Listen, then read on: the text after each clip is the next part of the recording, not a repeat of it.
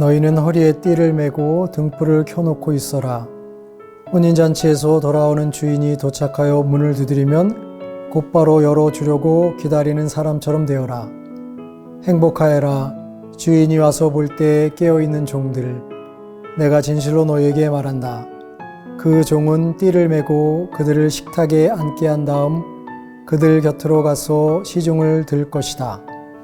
주인이 밤중에 오든 새벽에 오든 종들의 그러한 모습을 보게 되면 그 종들은 행복하다. 참 예수님, 오늘 복음에서 예수님은 깨어있으라 라는 말씀을 하면서 혼인잔치에서 주인이 언제 돌아오든 그 돌아오는 주인을 맞이하기 위해서 준비하고 있어라 라는 말씀을 하십니다. 그런데 이 복음 말씀을 생각하다 보면 우리 신앙인들은 참 불편해집니다. 왜냐하면 깨어서 주님의 오심을 기다려야 된다는 사실은 너무도 잘 알고 있지만 실제로 우리의 삶과 신앙생활을 생각해 보면 깨어있기보다는 잠을 자고 있고 졸고 있는 모습이 더 분명하게 느껴지기 때문입니다.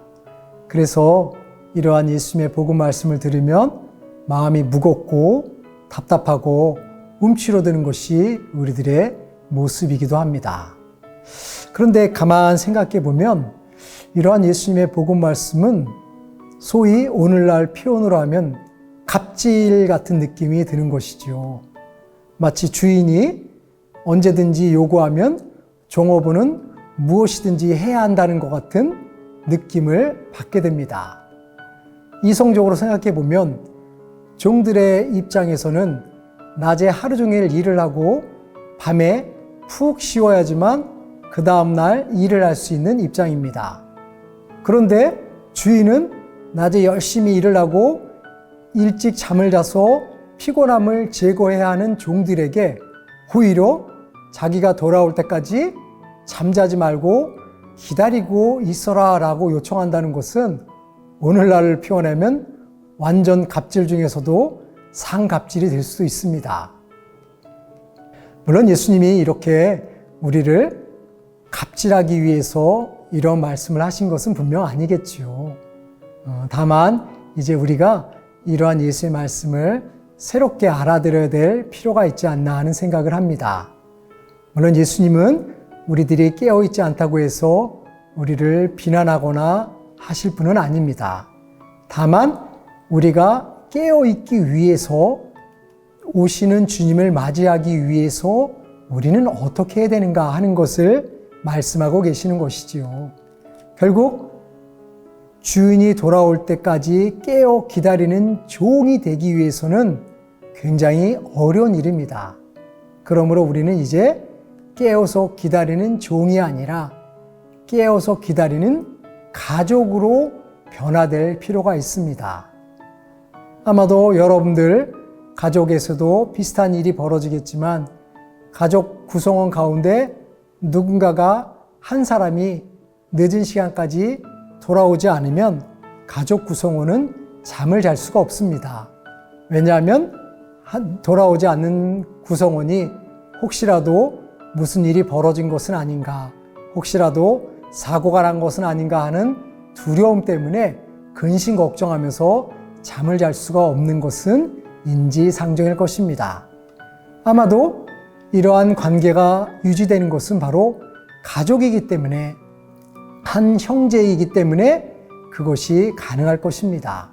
그러기에 가족 가운데 누가 늦게 온다 하더라도 나머지 가족들이 깨어서 기다릴 수 있는 것은 고통스러움이기보다는 오히려 구성원이 잘 돌아오기만을 학수고대하는 마음으로, 사랑의 마음으로 기다릴 수 있는 것입니다.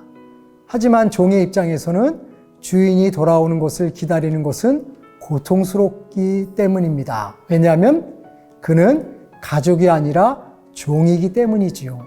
그래서 우리가 깨어서 주님의 기다림을 한다는 것은 주인과 종의 관계가 아니라 가족 관계로서의 삶을 변화시킬 때 우리는 언제든지 주님의 오심을 기다릴 수 있을 것입니다.